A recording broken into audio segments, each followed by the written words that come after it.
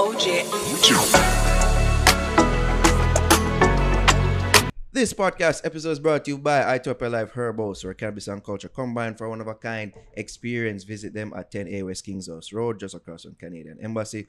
Also, follow them on Instagram at Ethiopia Life, or visit their webpage at ethiopialife.com for latest info on strains and merch. Also, for big up Shortcut Barbers for the sharpest of cuts. Shing! Hit up Shortcut Barbers, located at 9 Branch Chaff Square. Steve, the one big up the party. Jamani birthday party. Every girl get wet when I reach. September 4th, that's Saturday, venue to be decided. Dress code, school uniform, admission, £20 at the gate. Pick up all the UK folks. Big up yourself, Jamani. Also, big up all of our patrons, especially DB, Tamagood, Richard Van, Zach E. If you want to support us and get bonus content, exclusive access to content, first access to content before them jump on our main channel, go support us at patreon.com/thefixja. The Delta variant is here. Okay. Announced by Christopher Tufton today. 22 cases of the Delta variant has made its way to our shores. Thoughts, Shadow? Think it's all a planned release like Buju? I don't even know if it's a planned release, but the thing is that, just the way how I find things to be happening is, when you listen to all right, firstly, if what they say is so, it's unfortunate, right? Based on the narratives that are out there about this particular thing. And, what it simply means now is that, greater measures would need to be taken by, the masses and those in authority in order to try and control this thing. Yeah. Right. That's the first thing. But then, the media's gotten to a place right now where there's so much misinformation that's out there that you don't even know what is and what's not. Because the thing is that if you tap out, if you unplug out from the media, you are uninformed. And if you plug in, you are misinformed. So then the question begs now is, how do you know what is and what is not? So now you get to a point where you try to have to do a lot of filtering and think critically for yourself and try to figure out, based on all of what is being disseminated out there, what makes sense and what doesn't make sense. As I said, you mentioned an important word is on filtering. Right, you have to do a lot of filtering. Because sometimes what will happen is that you feed into information that feeds a confirmation bias.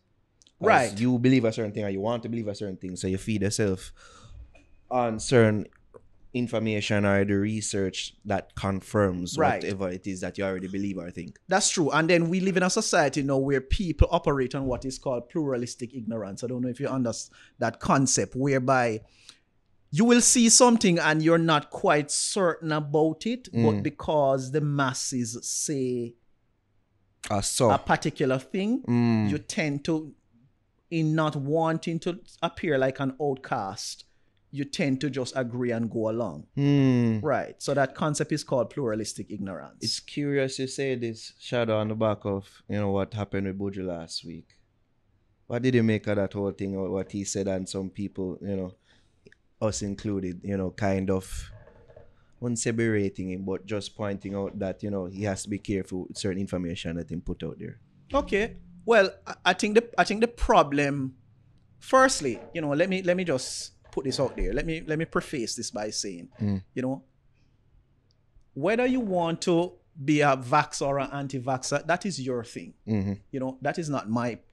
I'm not here to try and say, either. Right. My thing is this, my issue is when someone comes and has something to say that does not fit into the status quo. Why is it that people have this tendency to always jump and want to berate the person and make they seem as though they are idiots or they don't know what they're saying and what.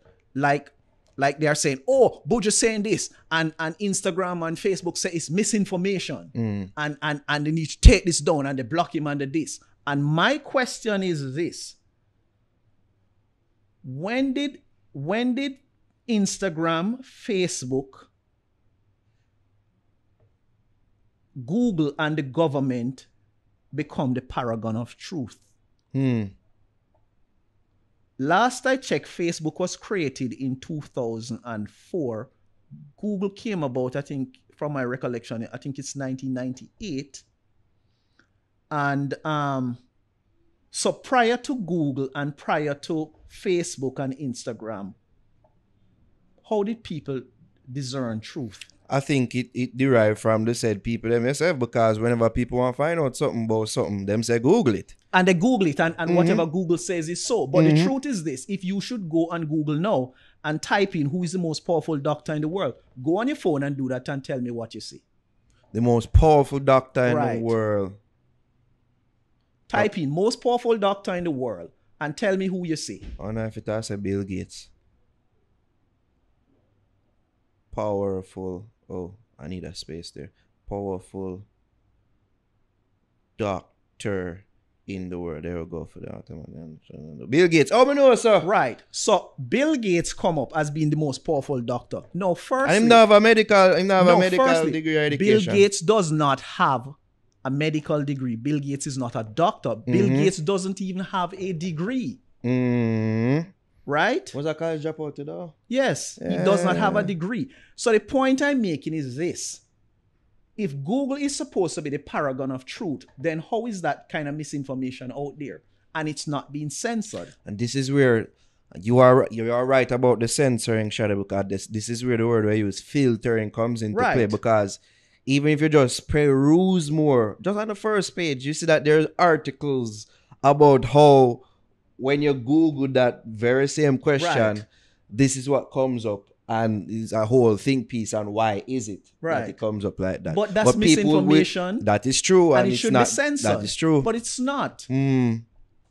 So my point is that we need to appreciate that, not because someone has a point of view or a perspective that is not necessarily aligned to the status quo doesn't mean the person is necessarily incorrect. Is it that with these two examples, say the Bill Gates one is not so harmful as say what Buju did put up on his Instagram that was censored?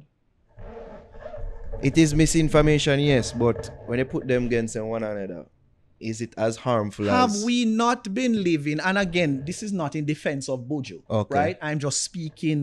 I'm speaking from an objective perspective. When you look at it, have we not been fed a lot of misinformation by both government and all these various authorities throughout the years? Over the years, yes. If you, for example, they say, let us look at Jamaica, right? Because firstly, if Jamaica, if everything government says was right, then you wouldn't have scandals. That's what... You have Trafigura, you have the light bulb scandal situation, Cuban light bulb situation. Yeah. Okay, so they say they talk about, for example, Jamaica's independence, and Jamaica has been independent for the last the last 59 years. Yeah, which in and of itself is like a cruel joke at this. But then look at this. Look at this. Andrew Holness is the prime minister, correct? Right. Now, in the House of Parliament, there is something called a scepter or a mace, M-A-C-E, or a scepter, right? And that is an instrument. I don't know how many of you know that, but there's an instrument. And generally, when you go to the House of Parliament, that the mace or the scepter has to be brought in and it has to be placed there. Now, what that represents, it's a direct representation of the monarch, the queen. That is what it represents. You can look this up, right? Now, without the mace or the scepter in the House of Parliament, one, the House of Parliament can't convene, the House of Parliament can't debate, and the House of Parliament can't pass any law. Right? when Jamaicans go to the poll and they elect a leader, when that person becomes the elected prime minister, he can't come into power unless he's sanctioned by the governor general. Mm-hmm. The governor general is an emissary of the queen. Yeah. Right? Now the question is this. Basically an extension of the queen. Right. So if he doesn't sanction you to officially become the prime minister, you are illegitimate. Even though it's an automatic, because are we ever going to see a situation where there's no automatic? A GG are go not sanction? But it can happen. He does have the authority to. Right. But it's like and so it's automatic. It begs you the question. Well, I get your point. It's so true. the point is because that we're still under these right, regimes. You're selling all of this fallacy that we are independent, we're supposed to be a sovereign state, but yet there are all of these controls which are still installed by the British monarch. Mm. Right? So then the thing is that, is it fair to say that you have been lying to the people? Is it a fair statement? Could be said. Especially so you look at that. So my point is that independence when we were in curfew, which was ironic. And that's it. I'm just showing you the facts. If somebody is on death row, the prime minister, who is supposed to be the most powerful person in the country, does not have the authority to pardon that person. The only person that has that authority is the governor general, again, who is an emissary of the queen. So the point I'm making is this, because I'm not knocking the government, right, or anybody. What I'm simply saying is this: government will say things. Ari watching this pulling out her hair. Listen, Ari could literally rip every strand of hair out her head. That has nothing to do with me. I hope she's good looking bald, because otherwise she might have a problem finding a man. I think we have a better charter here. She our job. Right.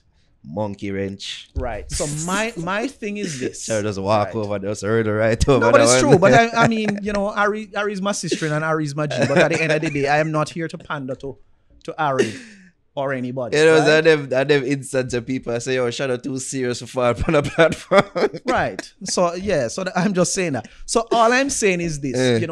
Government, just like anybody else, will give you information, and it's not always the truth. It's true, and that's why people have give people to have a general distrust, right, of the government. So my thing is this: all of what I said is to say this, that at the end of the day, if Buju Banton says something, or any other person, right, they have a right to speak.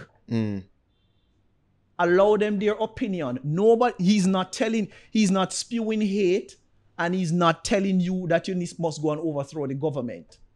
Right? He's simply presenting information. If you don't appreciate what he's doing, then all you need to do is unfollow him or tune him out. And then what you do, and if you appreciate what the government has to say, then you do that. But don't get up and berate the man because he has an opinion that is alternate to the status quo. I mean, I guess because it was just generally blatant misinformation, wherein which you just do just a bare minimum of research, you'd see that it's not anything that is necessarily planned, at least from what we know of. But there's articles and things that you can see where the naming conventions of the various variants, how them come about. So it's like just that. I just think that even the point we raised last week about several pertinent questions that he could be asking and posting links to could be done, other than just seeming like just some conspiracy theory that it look like you just have a bag of picture up on your wall. Yeah, but not everybody is going to be thorough in the process of what they're doing now. So you see, but at the end of the day, he's still entitled to an opinion.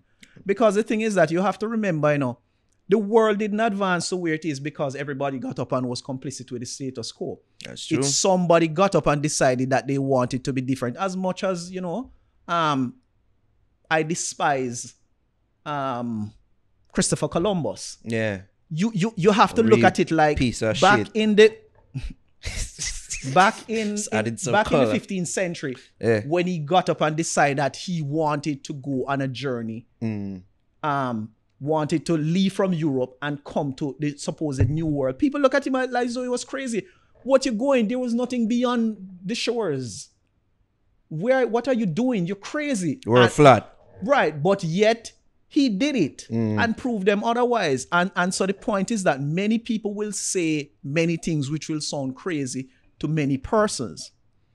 Right? But my thing is that, you know, it's still okay for them to have a point of view. Buju is not getting up and saying to you that you must go and incite a riot, or you must go do this, or you must go kill the prime minister. I don't want to speculate or pontificate or do any of that to where you may be going. But I feel like we're not too far from there. And again, I'm saying, I am not speaking in defense of Buju. I am merely speaking from the perspective of one should be entitled to have an opinion that is contrary to the status quo without people trying to berate them for it. That is my thing. I guess in this day and age of misinformation is, I can see where the questioning of even the people who control are applying these censors to whoever, you really have to question some of their motives, and even as you bring up, what determines gets sent